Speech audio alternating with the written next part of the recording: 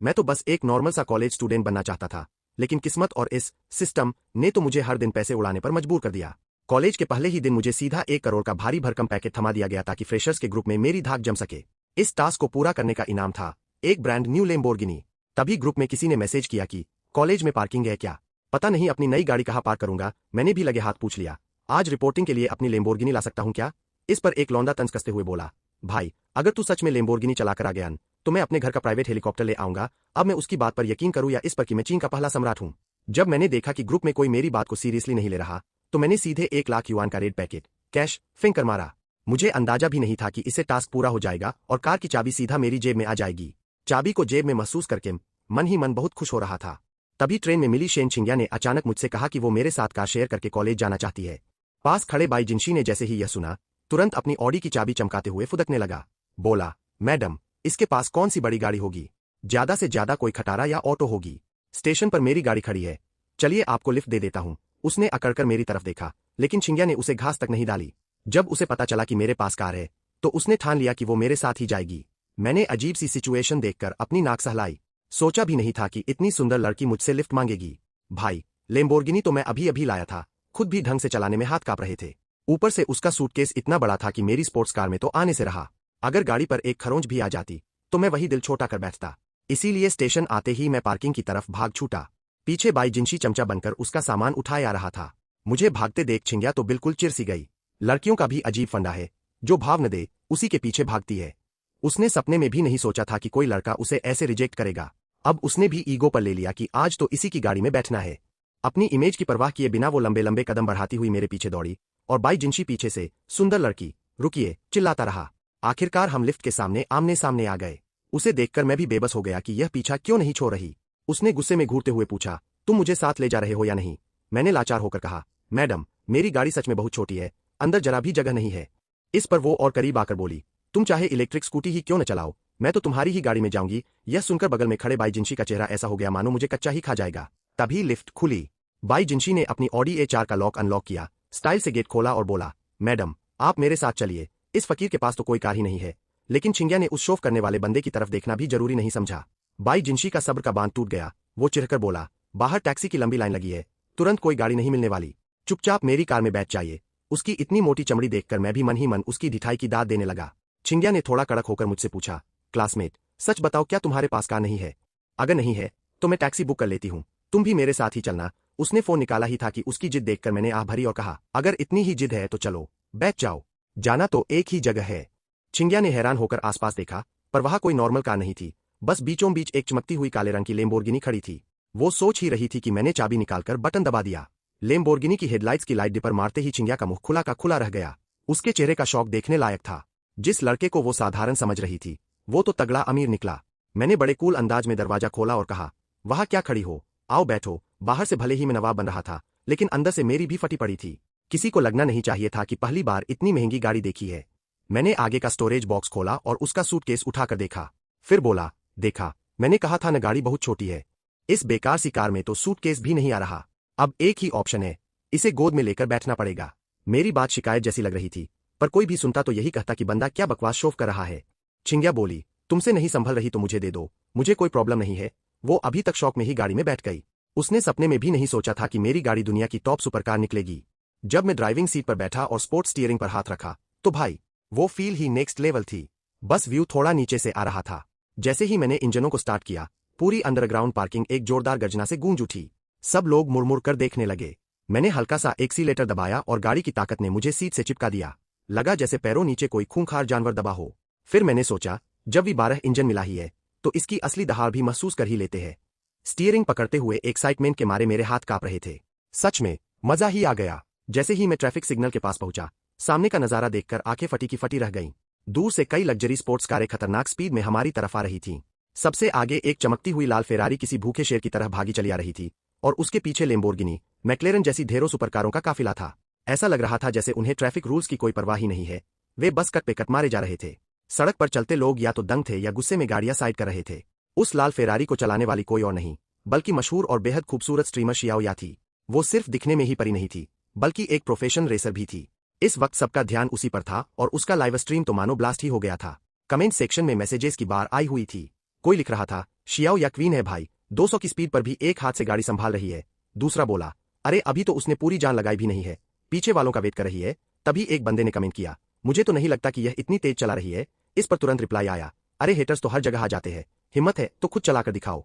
कुछ ही देर में फेरारी मेरी लेम्बोर्गिनी के बराबर आ गई। शियाओ या ने खिड़की से मेरी तरफ देखा।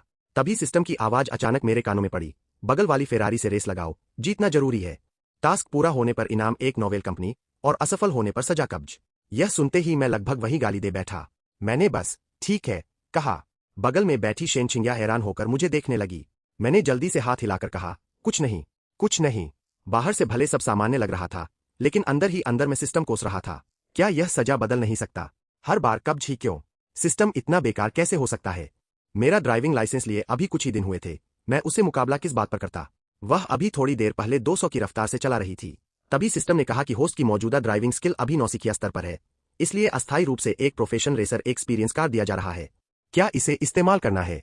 एक बार इस्तेमाल करने पर दुनिया के सबसे शीर्ष रेसर की स्किल मिल जाएगी, लेकिन यह अवस्था सिर्फ 10 मिनट तक रहेगी। मैंने शिकायत की, सिर्फ 10 मिनट? तुम्हारा यह सिस्टम कितना कंजूस है? सिस्टम ने चिढ़कर कहा, चाहिए कि नहीं? नहीं चाहिए तो वापस लेता हूं। यह सुनते ही मुझे समझ आ गया कि सिस्टम में सच में बुद्धि है। मैंने तुरंत कहा, चाहिए, चाहिए, जल्दी इस्तेमाल करो। जैसे ही सिस्टम सक्रिय हुआ, उल्टी गिनती 9 मिनट 58 सेकंड से शुरू हो गई।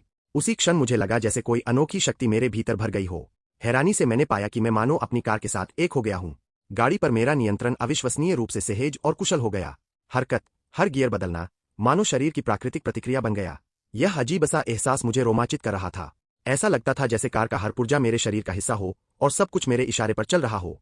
मैंने धीरे धीरे खिड़की नीचे की और सामने वाली को एक चुनौती भरी नजर से देखा। फिर मैंने भी शियाओ या की तरह कई बार जोर से एक्सेलरेटर दबाया। लाइव स्ट्रीम के दर्शक तुरंत बेचैन हो उठे। वे कहने लगे, यह लड़का आखिर है कौन? उम्र से तो बहुत छोटा लगता है। सच में बछड़ा बाघ से नहीं डरता।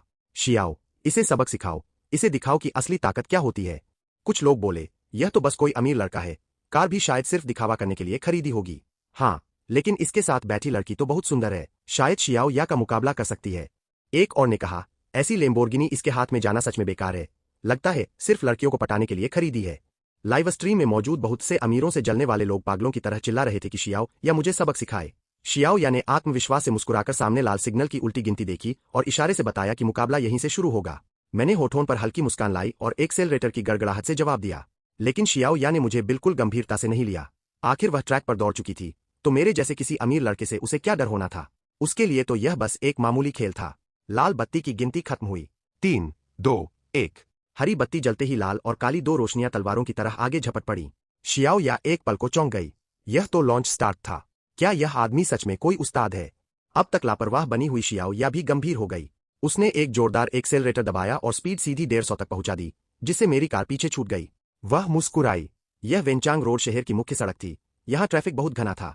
ऐसी सड़क पर 150 की रफ्तार से चलाना सिर्फ पेशेवर रेसर ही सोच सकते थे, और पेशेवर रेसर को भी इसमें पूरी एकाग्रता चाहिए होती है। थोड़ी सी चूक भी हादसे में बदल सकती थी। इसी बीच तेज नजर वाले दर्शकों ने देखा कि बगल वाली लेम्बोर्गिनी अभी भी शियाओ या का लगातार पीछा कर रही है। कुछ लोगों ने शक करना शुरू कर दिया कि कहीं शियाओ या के मीटर का डेटा गलत तो नहीं, या वह जानबूझकर तेज रफ्तार का भ्रम तो नहीं बना रही। यह बात आते ही लाइव स्ट्रीम में हलचल मच गई। जब मेरी लेम्बोर्गिनी अचानक उसके बगल में आ खड़ी हुई, तो शियाओ या को खुद यकीन नहीं हुआ। आखिर वह एक प्रोफेशनल रेसर थी, तो कोई नौजवान लड़का उससे कैसे बराबरी कर सकता था? उसके मन में सवाल उठा कि यह लेम्बोर्गिनी चलाने वाला नौजवान आखिर है कौन? वह बेचैन होकर यह देखना चाहती थी कि ड्राइविंग सीट पर बैठा शख्स कौन है। इतनी व्यस्त ट्रैफिक में भी जो 200 की रफ्तार छू सकता हो, वह या तो जान से खेलने वाला पागल होता है, या फिर अपनी ड्राइविंग स्किल पर पूर्ण विश्वास रखने वाला असली उस्ताद। तभी लाइव स्ट्रीम में लोग चिल्लाने लगे, मैंने गलत नहीं देखा, उस नौजवान ने तो शियाओ या को पार कर लिया। यह कैसे हो सकता है? मैं तो समझता था कि शियाओ या बेजोड़ है, लेकिन निकला कोई उससे भी ज्यादा खतरनाक। कोई चिल्लाया, शियाओ या, तेज करो, उसे तुमसे आगे मत निकलने दो। लेकिन मुझे इनमें से कुछ भी पता नहीं था। मेरी विस्फोटक रफ्तार शियाओ या के लाइव स्ट्रीम का सबसे बड़ा विषय बन चुकी थी, और मैं सिर्फ यही जाना चाहता था कि इस कार की सीमा आखिर कहाँ है। इसलिए मैंने एक्सेलरेटर और गहरा दबाया और पागलों की तरह रफ्तार बढ़ाता गया। मेरी लेम्बोर्गिनी हवा की तरफ फेरारी के पीछे से निकलती हुई उसके बराबर आ गई। यह देखकर शियाओ या के भीतर जिद भड़क उठी। उसने दांत भींचकर जोर से एक्सेलरेटर दबाया। वह मानने को तैयार नहीं थी कि अपनी पेशेवर रेसिंग तकनीक के बावजूद भी वह मुझसे हार सकती है। अगले ही क्षण फेरारी का इंजन किसी भड़के हुए दैत्य की तरह गरजा और उसकी स्पीड 240 किलोमीटर प्रति घंटा तक पहुंच गई। मैंने भी बिना झिझक एक्सेलरेटर को पूरा दबा दिया। मेरी कार तीर की तरह आगे निकल पड़ी। डैशबोर्ड की सुई भी 240 पार कर चुकी थी। तभी हम दोनों एक मोड़ के करीब पहुंच गए। शियाओ या का थोड़ा सा ध्यान बंटा और मेरी लेम्बोर्गिनी ने मौका पकड़कर उसे पीछे छोड़ दिया। उसके चेहरे पर इस वक्त सिर्फ हैरानी और अविश्वास था। उसने तुरंत फिर से एक्सेलरेटर दबाया। इंजन कान फाड़ देने वाली आवाज में फटा और कार जंगली घोड़े की तरह तेज होती चली गई। लेकिन ठीक उसी समय आगे एक तीखा मोड़ अचानक सामने आ गया। इतनी भयावह रफ्तार पर अगर सीधे ड्रिफ्ट लेकर मोड़ काटा जाता तो भारी जड़त्व कार को पलटा देता। शियाओ या ने तुरंत फैसला लिया और स्पीड कम कर दी। हालांकि उसने रफ्तार काफी घटा ली थी, फिर भी वह सिर्फ मेरी लाल टेलाइट को दूर जाते हुए ही देख सकी। मेरे ब्रेक लाइट शुरू से आखिर तक एक बार भी नहीं जले और दोनों कारों के बीच की दूरी उल्टा बढ़ती गई। उसने मन ही मन कहा, यह आदमी पागल है। जब मैं सबसे पहले मोड़ में घुसा तो सबको लगा कि अब कुछ भयानक होगा। सचमुच मेरी लेम्बोर्गिनी तेज रफ्तार पर मुड़ते समय बाई ओर से ऊपर उठ गई। जोरदार जड़त्व ने पूरी कार को जैसे बाहर की तरफ पलट देना चाहा। जब ऐसा लगा कि गाड़ी अब पूरी तरह पलटकर गिर ही जाएगी, तभी चमत्कार हो गया। दूसरी ओर का पहिया सड़क किनारे की गार्डरेल में ठीक से अटक गया। इस अचानक हुई घटना ने जैसे कार के लिए एक अजीब सी पटरियां बना दी। डगमगाती हुई बॉडी एकदम स्थिर हो गई और कार सड़क से बाहर उड़ने के बजाय इसी आकस्मिक बनी लीक पर सरकती हुई निकल गई। जो लाइव स्ट्रीम कुछ क्षण पहले तक शोर और कमेंट से भरा था, वह अचानक पूरी तरह शांत हो गया। यहां तक कि बहुत कुछ देख चुकी शियाओ या भी आंखें फैलाकर रह गई। उसके चेहरे पर साफ लिखा था, क्या ऐसा भी किया जा सकता है। थोड़ी देर बाद ही वह होश में आई, लेकिन उसने हार मानने से इनकार कर दिया। उसने तेजी से कार संभाली, एक खूबसूरत ड्रिफ्ट लिया, कार का पिछला हिस्सा झटका और फिर वह तीर की तरह आगे निकल गई। मगर जैसे ही उसने मोड़ पार किया, वह स्तब्ध रह गई। काली लेम्बोर्गिनी तो पहले ही उसकी नजरों से पूरी तरह गायब हो चुकी थी। वह तो उसकी टेलाइट भी नहीं देख पा रही थी। उसी समय उसके लाइव स्ट्रीम में फिर विस्फोट हो गया। अनगिनत कमेंट्स पूरे स्क्रीन पर भर गए। पूरी स्क्रीन 666 और आकिना कार देवता जैसे शब्दों से पट गई। और दूसरी तरफ इस सब का कारण बना मैं अब भी कुछ नहीं जानता था। 10 मिनट बहुत जल्दी बीत गए। कार के साथ एकाकार होने वाला वह अद्भुत एहसास पलक झपकते गायब हो गया। मैंने जल्दी से स्पीड कम कर दी ताकि कोई हादसा न हो। तभी सिस्टम बोला, बधाई होस्ट, आपने टास्क पूरा कर लिया है। इनाम जारी किया जा रहा है। आपको ऑरेंज चाइनीज ग्रुप के 100% शेयर मिल गए हैं। अब एक नया अस्थायी टास्क जारी किया जा रहा है। 3 दिनों के भीतर 1 करोड़ खर्च कीजिए। होस्ट निवेश जुआ जैसी तरकीबों से चीटिंग नहीं कर सकता। एक बार पकड़े जाने पर टास्क सीधे असफल मान लिया जाएगा। टास्क पूरा होने पर 5 करोड़ युआन का इनाम मिलेगा और असफल होने पर कब्ज की सजा। यह सुनकर मैं पूरी तरह निरुत्तर रह गया। क्या इस सिस्टम के पास सजा के नाम पर सिर्फ कब्ज ही है? लेकिन 3 दिनों में 1 करोड़ खर्च करना है, तो लगता है मुझे इसकी अच्छी खासी योजना बनानी पड़ेगी। आखिर अभी मुझे खुद भी नहीं पता था कि इतना पैसा खर्च कैसे किया जाए। कुछ ही देर में कार स्कूल के पास वाली सड़क पर पहुंच गई। यांग यूनिवर्सिटी के मुख्य द्वार पर कई सीनियर छात्र छात्राएं जमा थे। ऊपर से वे कहते थे कि वे नए छात्रों की मदद करने आए हैं, लेकिन असल में वे नए शिकार तलाश रहे थे। किसी ने कहा, यिंगिंग, इस साल नए छात्र सच में बहुत है और अच्छे दिखने वाले भी कम नहीं। यू लोइंग ने माथे के सामने के बालों को पीछे करते हुए हल्की मुस्कान के साथ कहा, मुझे तो लगता है कि अमीर भी काफी है। उधर देखो। उसने अपनी बगल वाली लड़की को नजर से इशारा किया। जब उस लड़की ने उसकी नजर का पीछा किया तो उसने सड़क किनारे अभी अभी रुकी एक मर्सिडीज देखी। उसने कहा, अरे बस एक मर्सिडीज ही तो है, आज गेट पर ऐसी बहुत सी गाड़ियां हैं। यू लोइंग ने मन ही मन उसे अनपढ़ समझा और बोली, वह कोई साधारण मर्सिडीज नहीं, वह मर्सिडीज में बैक है। उसका सबसे सस्ता मॉडल भी 12 लाख से ऊपर का होता है। यह सुनकर बगल वाली लड़की दंग रह गई। 10 लाख से ज्यादा की कार। तभी मेबैक से एक लड़का ड्राइविंग सीट से उतरा। गर्मियों में भी उसने धूप का चश्मा लगाया हुआ था, बदन पर सूट और पैरों में चमड़े के जूते थे। माना पड़ेगा, उसका पूरा अंदाज काफी आकर्षक था और आसपास के लड़कों से कहीं ज्यादा परिपक्व लगता था। किसी ने कहा, कमाल है, यह तो किसी छात्र की ही कार है। ऐसी हालत तो काफी अच्छी मानी जाएगी। बहुत सी लड़कियों का ध्यान तुरंत उसकी ओर खिंच गया और सबके मन में आया कि मौका मिले तो उसी पर दाव लगाया जाए। यू लोइंग ने मेबैक वाले लड़के को देखकर मन ही मन सिर हिलाया। उसका लक्ष्य अब वही था। उसने सोचा, थोड़ी देर में मौका देखकर इससे परिचय करना होगा। जियांग मिंगफेंग ने कार का दरवाजा खोला और बड़े ठाठ से नीचे उतरा। उसका शरीर सीधा और अकड़ा हुआ था, ठुड्डी ऊपर उठी हुई, मानो पूरी दुनिया उसके पैरों तले हो। उसका अंदाज ऐसा था जैसे बस चेहरे पर घमंड लिखना ही बाकी रह गया हो। मेबैक की आगे वाली सीट से एक बेहद चौंका देने वाली खूबसूरत युवती भी उतरी। उसका फिगर बेहद आकर्षक था, मानो किसी कलाकार ने बारीकी से तराशी हुई मूर्ति हो। उसके शरीर पर पहना हुआ पेशेवर परिधान उसकी आभा को और निखार रहा था। फिर उसने हल्के से एक काली छतरी उठाई, बेहद नपेतुले कदमों से जियांग मिंगफेंग के पास गई और बहुत नरमी से उसे खोलकर उसके सिर के ऊपर थाम दिया ताकि तेज धूप उससे दूर रहे। जैसे ही वह कैंपस के अंदर कदम रखने वाला था, तभी पीछे से अचानक धम की आवाज आई। इसी बीच एक इलेक्ट्रिक स्कूटर जाकर कार की बॉडी में बुरी तरह अटक गया। यह उसके लिए बहुत बड़ी मुसीबत थी, क्योंकि यह वही शानदार कार थी जिसे वह अपने पिता से छिपाकर दिखावा करने के लिए निकाल लाया था। अगर कार टूट गई तो घर लौटने पर उसकी बुरी तरह खबर ली जाती। यह सोचते ही उसका चेहरा जर्द पड़ गया। वह गुस्से से उबलता हुआ कार के पीछे भागा और दहाड़कर बोला, धत, कौन है? तभी उसने देखा कि एक लड़की जमीन पर गिरी हुई थी, घुटना पकड़े दर्द से कराह रही थी। चारों तरफ तमाशबीनों की भीड़ लग गई। जमीन पर गिरी बाई रुओशी का मन घबराहट से भर गया। उसने सोचा भी नहीं था कि वह इतनी महंगी कार से टकरा जाएगी। वह अपने डर को दबाते हुए बहुत विनम्रता से बार बार माफी मांगने लगी। उसने कहा, माफ कीजिए, मेरी गाड़ी के ब्रेक ठीक से काम नहीं कर रहे थे, मरम्मत का खर्च मैं दे दूंगी। लेकिन जियांग मिंगफेंग का गुस्सा और भड़क गया। उसने कार की ओर उंगली दिखाकर गालियां देते हुए कहा, तुम्हें पता भी है यह कैसी कार है? यह सबसे ऊंचे कॉन्फ़िगरेशन वाली 18 लाख की मायबाक है। सिर्फ एक पैनल बदलने में ही लाखों लग जाएंगे। तुम किसे भरपाई करोगी? उसकी यह बात बिजली की तरह बाई रुओशी पर गिरी। वह डर से एकदम सफेद पड़ गई। उसका पूरा शरीर बर्फ की तरह ठंडा हो गया।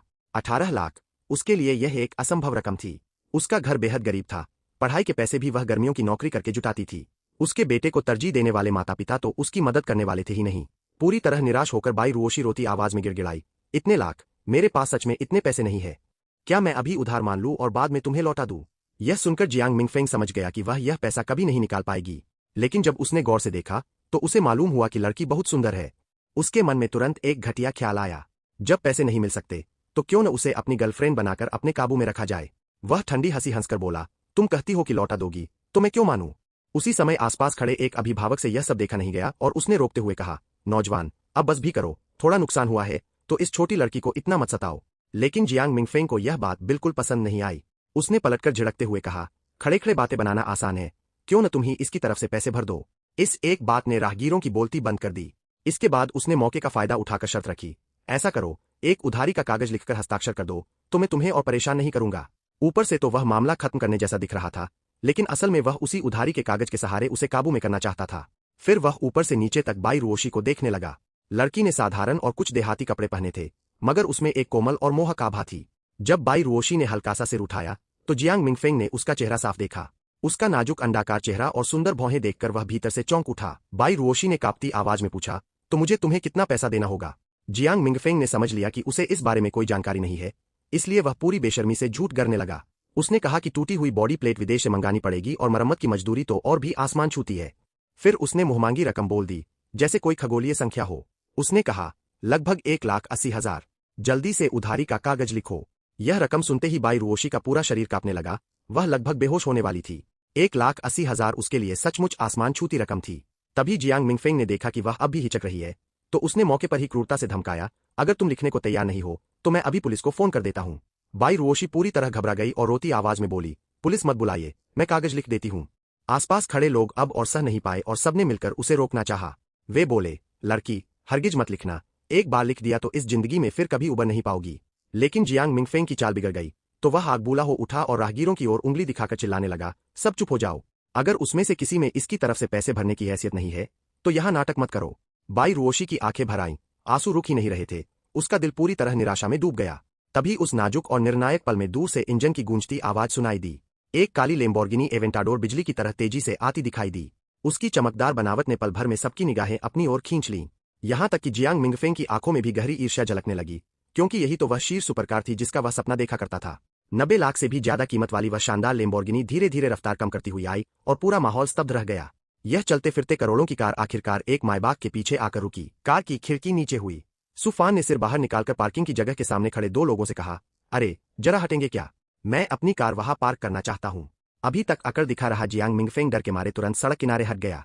उधर अपना छोटा इलेक्ट्रिक स्कूटर पकड़े बाई रुओशी भी कांपते हुए पीछे हटी, कहीं इस और भी महंगी कार को छून दे। इसके तुरंत बाद स्टाइलिश कैंची जैसे दरवाजे धीरे धीरे ऊपर उठे। सुफान और ठंडी गरिमामयी आभा वाली शेनचिंग्या एक के बाद एक कार से उतरे।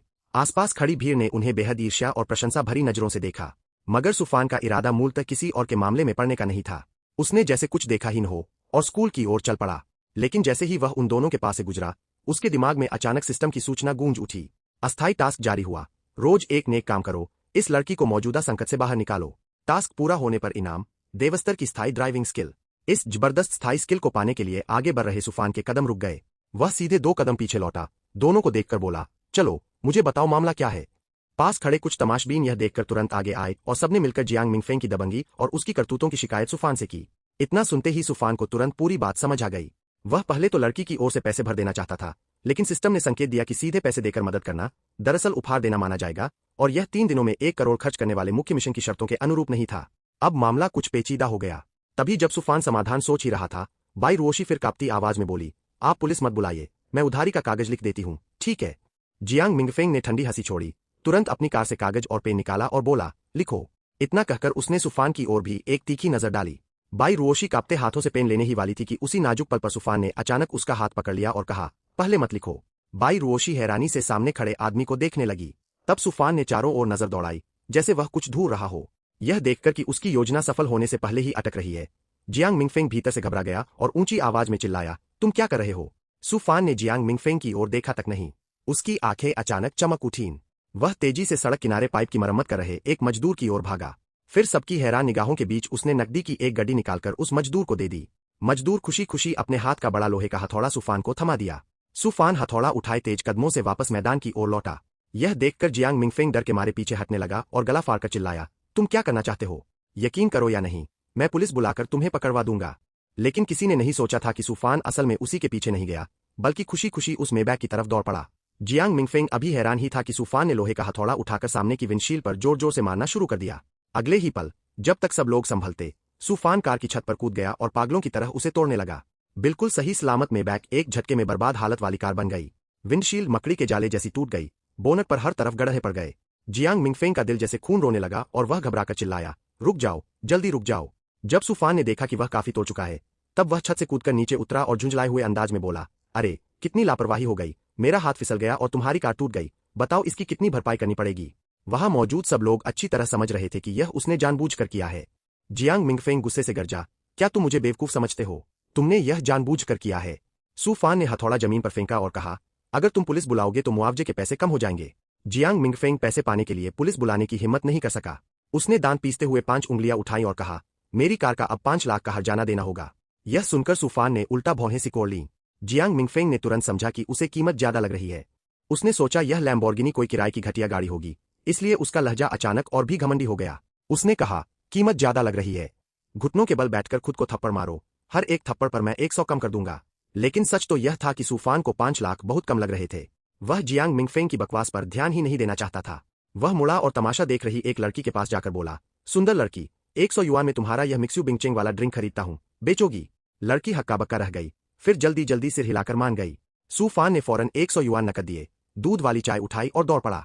उसने बिना जरा भी देर किए मेबैग का आगे का इंजन कवर खोला, एक झटके में इंजन ऑयल का बोल्ट खोल दिया और फिर पूरे का पूरा मिक्स्यू बिंगचेंग उसमें उड़ेल दिया। यह दृश्य देखकर वहां मौजूद सबकी आंखें फटी रह गईं। जियांग मिंगफेंग तो डर के मारे स्तब्ध रह गया। इस कार का सबसे महंगा हिस्सा इंजन था, उसमें मिल्क टी डाल देने का मतलब तो पूरी तरह कबाड़ कर देना था। तभी सूफान ने 10 लाख की एक चेक निकाली और यूं ही जियांग मिंगफेंग की तरफ उछाल दी। उसने कहा, यह 10 लाख है, तुम्हारी यह कबाड़ कार मैंने खरीद ली, बाकी पैसे रखने की जरूरत नहीं। फिर उसने मुड़कर स्तब्ध खड़ी बाई रुओशी की तरफ शांत नजरों से देखा और कहा, अब यह कार मेरी है, तुम्हें मुआवजा देने की जरूरत नहीं, जल्दी स्कूल जाओ। इतना कहकर सूफान ने पीछे के हंगामे की परवाह नहीं की, मुड़कर शेन छिंग्या के पीछे चला और सीधे स्कूल की तरफ बढ़ गया। उसी पल पूरे मैदान की लड़कियां जोश से भर उठीं। सब लोग हैरानी से कहने लगीं कि वह कितना हैंडसम और कितना दबंग है, मानो सपनों का परफेक्ट हीरो हो। यहां तक कि मनोरंजन विभाग की लड़कियां भी इस रईस और हैंडसम लड़के को देखकर नजरें हटाना भूल गईं। इसके तुरंत बाद स्वागत करने आई सीनियर छात्राओं का एक झुंड सीधे शेन छिंग्या को किनारे करता हुआ सूफान के चारों ओर जमा हो गया। कोई आगे बढ़कर रास्ता दिखाने लगी, कोई उसे चाय पिलाने और पूरा आदर सत्कार करने की बात करने लगी। आसपास के नए लड़के यह सब देखकर बस खट्टी ईर्ष्या से भर उठे। उसी समय जियांग मिंगफेंग ने दांत पीसते हुए चेक जेब में रखी, बाई रुओशी को घूरा और अंदर से पूरी तरह टूट गया। धन, कद और चेहरे मोहरे हर मामले में वह बुरी तरह कुचला जा चुका था। आखिरकार वह शर्म से चुपचाप टैक्सी लेकर भाग गया, घर जाकर पिता की डांट खाने के लिए। उधर बाई रुओशी सूफान को लोगों से घिरा देखती रही, उसके पास जाकर धन्यवाद कहने का मौका भी न मिला। वह बस इस 10 लाख वाले एहसान को अपने दिल में दबाकर रह गई। लेकिन जिसे सबने घेर रखा था, वही सूफान बहुत परेशान था। वह तो बस लो प्रोफाइल रहना चाहता था, मगर सिस्टम बहुत दिखावटी था। अगले ही पल आसपास की सीनियर छात्राएं फिर पागलों की तरह उछलने लगीं। वे मोबाइल उठाकर जोर जोर से चिल्लाने लगीं, जूनियर, अपना संपर्क दो। जब उन्होंने देखा कि सूफान को सीधे साथ ले जाना संभव नहीं है, तो उन्होंने अगला रास्ता अपनाया और सबने मोबाइल निकालकर उसका संपर्क मांगना शुरू कर दिया। सूफान बेबस होकर अपना वीचैट QR कोड दिखाने लगा। एक पल में स्कैन करने की आवाजें हर तरफ भर गईं। दर्जनों खूबसूरत सीनियर लड़कियों ने पागलों की तरह उसे ऐड करना शुरू कर दिया। इतना ही नहीं, कुछ ने तो QR कोड की फोटो लेकर अपनी सहेलियों और रूममेट्स को भी भेज दी। जब तक संपर्क हाथ नहीं लग गया, तब तक वे लड़कियां वहां से हटने को तैयार नहीं थीं। यह देखकर आसपास के लड़कों के चेहरे जैसे उतर गए। सबकी उम्र 18 साल ही थी, लेकिन कोई लैम्बोर्गिनी में कॉलेज आ रहा था और कोई टैक्सी का किराया तक सोच सोच कर देता था। तभी शेन छिंग्या कड़वी मुस्कान के साथ आगे आई और बोली, सहपाठी, तुम तो सच में बहुत लोकप्रिय हो। सूफान ने बेबसी से आह भरी और कहा, क्या करूं, जब आदमी हैंडसम हो तो लड़कियां पसंद करती ही है, जबकि मैं तो सच में लो प्रोफाइल रहना चाहता हूं। शेन छिंग्या यह सुनकर मन ही मन मुस्कराई। फिर उसने बात बदलते हुए पूछा कि क्या शाम को वह उसे कैंटीन में खाने के लिए बुला सकती है। यह पहली बार था कि उसने खुद किसी लड़के को बुलाया था। सूफान ने खुशी से हल्का सा सिर हिलाया और कहा, कोई समस्या नहीं, खाने के समय वीचैट पर बुला लेना। यह जवाब सुनकर शेन चिंग्या ने चुपके से राहत की सांस ली और भीतर ही भीतर थोड़ी खुश भी हुई। उधर आसपास तमाशा देख रहे लोग आपस में कहने लगे कि यही तो असली बड़े घर का असली नौजवान है, जिसने शुरू से आखिर तक उस नए अमीर आदमी को पूरी तरह तुच्छ समझा। तभी अचानक सिस्टम की सूचना ध्वनि तूफान के दिमाग में गूंज उठी। बधाई हो, मासिक मिशन पूरा हुआ, आपको स्थायी top level racing driver skill मिली। इसके तुरंत बाद सिस्टम ने फिर एक भारी इनामों की सूची उछाल दी। उसने न सिर्फ अवे की 18 शैलियों वाली मुक्केबाजी की किताब, बॉक्सिंग किंग फाइटिंग कार्ड और लंबी चौड़ी ताकत वाला ड्यूरेक्स दिया, बल्कि साथ में उसकी आकर्षण शक्ति का मान भी दिखाया। अगले ही पल सिस्टम ने 3 अस्थायी मिशन जारी कर दिए। चाहे संकट में फंसी सुंदर लड़की को बचाना हो, भव्य पार्टी करना हो या स्कूल में 10 करोड़ खर्च कर देने हो, हर इनाम बेहद लुभावना था। उसी वक्त शेन चिंग्या ने अचानक मुड़कर देखा और हैरानी से पाया कि तूफान के नए नक्श और भी ज्यादा सुंदर और निखरे हुए लग रहे थे। उसकी त्वचा और सफेद हो गई थी और जो पीठ पहले थोड़ी झुकी हुई लगती थी, वह भी एकदम सीधी और आकर्षक हो गई। अपने सीने और पेट में हल्की फुलावट सी महसूस कर तूफान ने जल्दी से सिस्टम से सवाल किया। सिस्टम ने समझाया कि यह सब बड़े डेटा के आधार पर विशेष रूप से तैयार की गई अत्यधिक आदर्श सुंदरता है। सच ही, जब शेन चिंग्या ने फिर उसकी तरफ देखा तो उसका दिल बेकाबू होकर धड़कने लगा। उसके सामने खड़ा यह आदमी मानो बेमिसाल चेहरे वाला, अद्वितीय व्यक्तित्व वाला था, जिसके हर हावभाव में घातक आकर्षण था। उसके बाद रास्ते से गुजरती छात्राएं भी रुक रुक कर उसे देखने लगीं। उनकी निगाहें पिघलती जा रही थीं। वे मोबाइल निकालकर पागलों की तरह उसकी तस्वीरें लेने लगीं। तूफान भीड़ में इस तरह घिर गया कि एक कदम चलना मुश्किल हो गया। वह बस दुखी होकर बड़बड़ाया, सिस्टम, तुमने तो मुझे बुरी तरह फंसा दिया। चलते चलते वह अनजाने में लड़कियों के हॉस्टल के नीचे तक आ पहुंचा। पूरी इमारत की लड़कियां खिड़कियों से सिर निकालकर उसे देखने लगीं। इस समय शेन चिंग्या ने नरम आवाज में, बेहद अन्य और बिछड़ने वाले भाव से कहा, शाम को मैं तुम्हें फोन करूंगी। तूफान ने बार बार सिर हिलाया, फिर मानो भागने के अंदाज में तेजी से वहां से निकल गया। इसी बीच बाई जिनशी सावधानी से अपनी ऑडी एक सुनसान छोटे गेट के पास ले जाकर खड़ी कर रही थी। अभी अभी हुए अनुभव के बाद उसने अपना दिखावटी स्वभाव समेट लिया था और तय किया था कि अब वह इलेक्ट्रिक स्कूटर चलाएगी। वह रास्ते भर डरती रही और मन ही मन दुआ करती रही कि कॉलेज के 4 सालों में उस लैम्बोर्गिनी वाले लड़के से दोबारा कभी सामना न हो। जब तक वह लड़कों के हॉस्टल में दाखिल नहीं हुई, उसे चैन नहीं मिला। अंदर पहुंचकर उसने राहत की सांस ली और जल्दी जल्दी बिस्तर लगाना शुरू कर दिया। तभी अचानक पीछे से हॉस्टल का दरवाजा जोर से खुला। बाई जिनशी मुस्कुराकर मुड़ी और बोली, रूममेट, हेलो। लेकिन जैसे ही उसने सामने वाले को साफ देखा, वह उसी क्षण पूरी तरह टूटकर बिखर गई। दरवाजे के बाहर वाला मेरा रूममेट वही निकला, वही अमीर लड़का जो लैम्बोर्गिनी चलाकर आया था। तूफान एक कदम आगे बढ़ा और हल्का सा मुस्कुराया, तुम्हारी ऑडी वाली लग्जरी कार सच में काफी तेज है, मुझसे भी पहले पहुंच गई। बाई जिनशी ने लाल निगली और कड़वी मुस्कान के साथ कहा, बड़े भाई, आप लैम्बोर्गिनी चलाकर सुअर बनकर शेर खाने वाला खेल रहे हैं, क्या यह ठीक है? तूफान ने शांत स्वर में कहा, मुझे तो इसमें कोई दिक्कत नहीं लगती। तभी बाई जिनशी को अचानक कुछ समझ आया। ग्रुप में 1 लाख का रेड एनवेलप भेजने वाले भी आप ही थे। तूफान ने शांति से कहा, हाँ, मैं ही था। पहले तो मैं 10 लाख भेजना चाहता था, लेकिन अफसोस, सिस्टम की सीमा सिर्फ 1 लाख थी। मेरा प्रोफाइल खोलकर पहचान सकते हो। सच्चाई जाने के बाद बाई जिनशी पछतावे से भर गया और वही धड़ाम से घुटनों के बल गिर पड़ा। बड़े भाई, कृपया मुझे अपना छोटा भाई बना लीजिए। वह टांग पकड़कर लिपट गया। उसका रवैया बेहद दृढ़ था। अगर आपने मुझे अपना छोटा भाई नहीं बनाया, तो मैं बिल्कुल नहीं उठूंगा। वह डर रहा था कि उसकी बेइज्जती वाली बात बाहर न फैल जाए, इसलिए आगे पीछे आपकी सेवा करने को भी तैयार था। इसी समय जियांग मिंगफेंग टैक्सी लेकर पीछे वाले गेट तक पहुंचा। उसने बैंक में काम करने वाले अपने चाचा से चेक की असलियत की पुष्टि करवाई और जब पता चला कि चेक सचमुच वैध है, तब जाकर उसने गहरी राहत की सांस ली। कम से कम घर लौटकर पिता से पिटने से तो बच गया। अकेले सामान उठाए, मास्क पहने हुए वह मन ही मन दुआ कर रहा था कि कॉलेज के 4 साल में कभी तूफान से सामना न हो। लेकिन जैसे ही उसने डॉर्म का दरवाजा खोला, उसने देखा कि लाल बालों वाला एक लड़का जमीन पर घुटनों के बल बैठा बड़े भाई कह रहा है। जियांग मिंगफेंग ने मन ही मन उसे बेशर्म समझा, लेकिन जैसे ही सामने वाले चेहरे को साफ देखा, उसका पूरा शरीर अकड़ गया। अगले ही पल धप की आवाज हुई और जियांग मिंगफेंग भी वही दोनों घुटनों पर गिर पड़ा। बड़े भाई, मुझे भी अपना छोटा भाई बना लीजिए। कमरे की हवा जैसे जम गई। जियांग मिंगफेंग कड़वे चेहरे से तुरंत ईमानदारी से माफी मांगने लगा, उम्मीद करते हुए कि स्कूल के गेट पर हुई पुरानी रंजिश यही खत्म हो जाए। बगल में खड़े बाई जिनशी को भी अचानक सब समझ आ गया कि इस लड़के की भी कोई कमजोरी बड़े भाई के हाथ में है। अच्छी बात यह रही कि तूफान का स्वभाव खुला हुआ था। उसने हाथ हिलाकर कहा कि अब से सब एक ही डॉर्म के लोग हैं, पुरानी बातें भूल जाओ। दोनों ने राहत की सांस ली और मौके का फायदा उठाकर लैम्बोर्गिनी चलाने वाले तूफान को डॉर्म का बॉस मान लिया। उसके बाद बाई जिनशी ने खुद आगे बढ़कर बड़े भाई का सामान जमाने की पेशकश की, लेकिन तूफान ने साफ कहा कि वह अपने साथ कोई बिस्तर या सामान लाया ही नहीं है। यह बात उन दोनों के कानों में और भी ज्यादा इस बात का प्रमाण बनी कि असली अमीर लोग बाहर निकलते समय सब कुछ नया ही खरीदते हैं। जियांग मिंगफेंग की आंखें चमक उठीं और वह तुरंत सलाह देने आगे आया। बड़े भाई, मैं संयोग से हाई एंड कस्टम मैट्रेस वाले व्यापारी को जानता हूं, बस कीमत थोड़ी महंगी है। यह सुनते ही जो तूफान पहले से ही सोच रहा था कि पैसे कैसे खर्च करे, वह तुरंत बेहद खुश हो गया। उसे उम्मीद नहीं थी कि ये दोनों वोलोंग और फेंगचू जैसे लोग असल में खर्च करवाने वाले सबसे बढ़िया सलाहकार निकलेंगे। तूफान ने तुरंत हाथ घुमाकर कहा, जल्दी उनसे संपर्क करो। पैसे की कोई समस्या नहीं, सब कुछ सबसे हाई एंड चाहिए। इसके बाद तूफान के मन में बेचैनी और बढ़ गई। सिस्टम का टास्क सिर पर लटक रहा था और अगर 3 दिन के भीतर और पैसे खर्च नहीं कर पाया, तो वह सचमुच घुट-घुट कर मर जाएगा। जियांग मिंगफेंग यह देखकर और भी खुश हुआ। उसने मन ही मन तय कर लिया कि इस अमीर बड़े भाई की जान कसकर पकड़नी ही है। आखिर इस ब्रांड का सामान बहुत लग्जरी था, जहां सबसे सस्ती एक चादर भी 40,000 युआन से ऊपर की पड़ती थी। सुफान बहुत अच्छे मूड में था और उसने वहीं आदेश दिया, जियांग दूसरे भाई, तुरंत व्यापारी से संपर्क करो, हमारे दौर के लिए 3 सबसे बेहतरीन मैट्रेस बुक करो।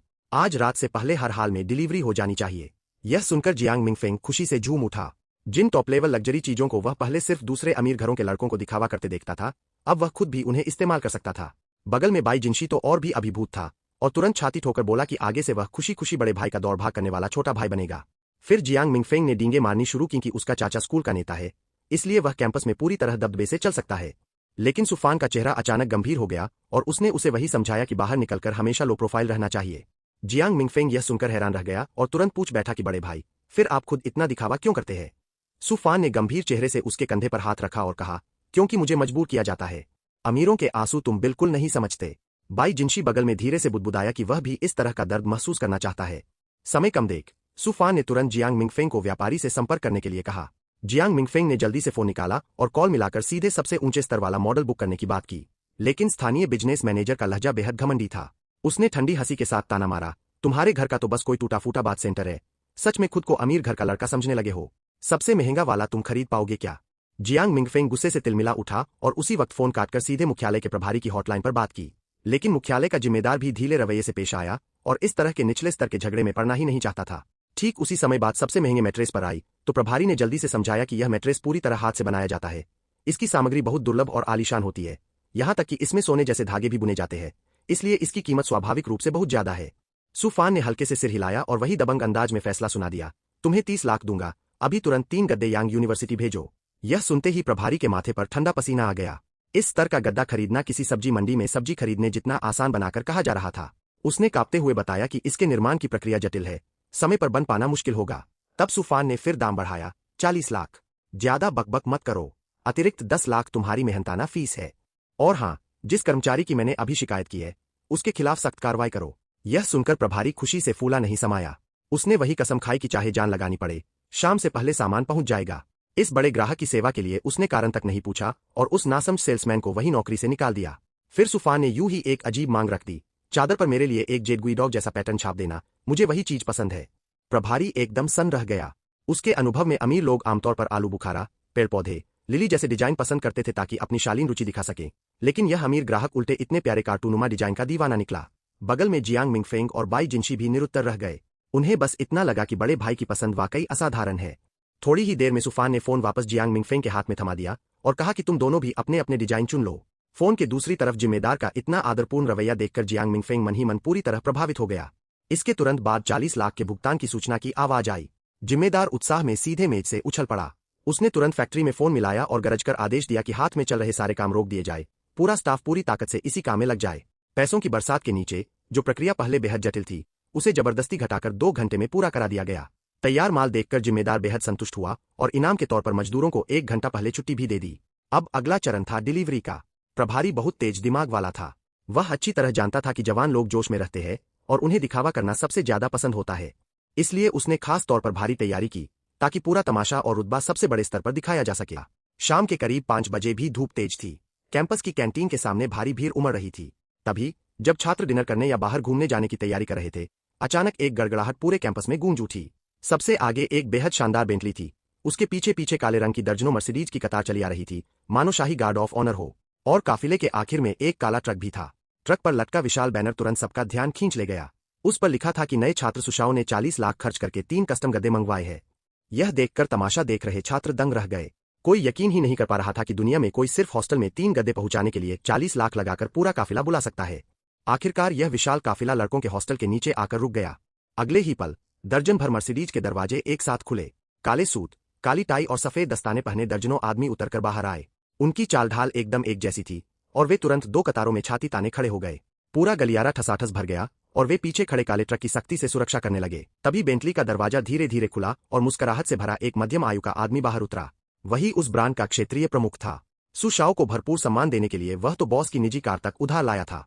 इसके तुरंत बाद उसने हाथ उठाकर इशारा किया और पीछे खड़े काले कपड़ों वाले सुरक्षाकर्मी एक साथ गरजे, उम्मीद पर खरे उतरेंगे, मिशन हर हाल में पूरा होगा। यह आवाज मानो आसमान फाड़ देने वाली गड़गड़ाहट थी। पूरी हॉस्टल बिल्डिंग के लड़के बालकनियों पर उमड़ आए। जब उन्होंने ट्रक पर 40 लाख वाला बड़ा बैनर देखा तो भीड़ तुरंत उबल पड़ी। हर तरफ मोबाइल से फोटो खींची जाने लगी, चीख पुकार मच गई और रेलिंग पर झुका सुफान तो स्तब्ध रह गया। वह तो बस लो प्रोफाइल रहना चाहता था, लेकिन यह तमाशा हद से ज्यादा भव्य निकला। इसी बीच नीचे खड़े प्रभारी ने सिर उठाकर सुफान को देख लिया और तुरंत पूरे स्टाफ के साथ झुकर सलाम किया। सुशाओ, नमस्ते। यह दृश्य देखते ही पूरा माहौल हिल गया। आसपास के छात्र पूरी तरह सन्न रह गए। आखिर यह शख्स है कौन? इसका जलवा तो हद से पार है। 40 लाख सिर्फ 3 गद्दों पर। यह तो मानो 4 मकान पैरों तले रौंद देने जैसा है। कोई बोला, ऐसी पढ़ाई का क्या फायदा, सामने वाला तो कॉलेज के पहले दिन ही इतनी दौलत रखता है। मैं पीएचडी तक पढ़ लूं, तब भी शायद उसके एक गद्दे का दाम न दे पाऊं। चारों तरफ उठती फुसफुसाहटें सुनकर सुफान को इतनी शर्म महसूस हुई कि उसका मन ही नहीं किया कि वह यह डिलीवरी रिसीव करे। तभी उसके पास खड़े जियांग मिंगफेंग की आंखें घूमी और वह तुरंत आगे बढ़कर बोला, बड़े भैया, गद्दे आ गए हैं। मैं अभी नीचे जाकर इन्हें ऊपर चढ़वाकर बिछवा देता हूं। पूरे कॉलेज के सामने रौब झाड़ने का ऐसा मौका वह कैसे छोड़ सकता था। लेकिन बाई जिनशी ने उसकी नीयत तुरंत भांप ली और सामने आकर रोक दिया। उसने कहा, तीसरे भाई, ऐसे भागदौड़ वाले काम के लिए तुम्हें क्यों तकलीफ दूं? तुम ऊपर रहो और बड़े भाई का साथ दो, मैं नीचे जाता हूं। इस पर जियांग मिंगफेंग ठंडी हंसी हंसकर बोला, तुम्हारी हैसियत छोटी है, इसलिए यह काम मुझ जैसे दूसरे भाई को करना चाहिए। बाई जिनशी ने दुखी चेहरा बनाकर कहा, दूसरे भाई, इसी वजह से तो मैं तुम्हें थकते नहीं देख सकता। दोनों को बेहस करते देखकर सुफान ने बेबसी से माथा पकड़ा और कहा, तुम दोनों साथ चले जाओ, वैसे भी बाकी 2 गद्दे तुम लोगों के लिए ही खरीदे गए हैं। इतना सुनते ही दोनों ने एक पल भी बर्बाद नहीं किया और सीढ़ियों की ओर दौड़ पड़े। इस समय सामने वाले लड़कियों के हॉस्टल की छात्राएं भी खिड़कियों से झांक इस दबंग सुशाओ को देखने लगीं कि आखिर वह है कौन। तुरंत बाद जियांग मिंगफेंग और बाई जिनशी हॉस्टल की सीढ़ियों से बाहर निकले और सीना तानकर ऐसे चले मानो उनका ही शो हो। भले ही दोनों एक दूसरे से जल रहे थे कि कौन ज्यादा ध्यान खींचेगा, लेकिन किसी बड़े अमीर के रौब की आड़ लेकर थोड़ा दिखावा कर पाना ही उनके लिए बेहद सुखद था।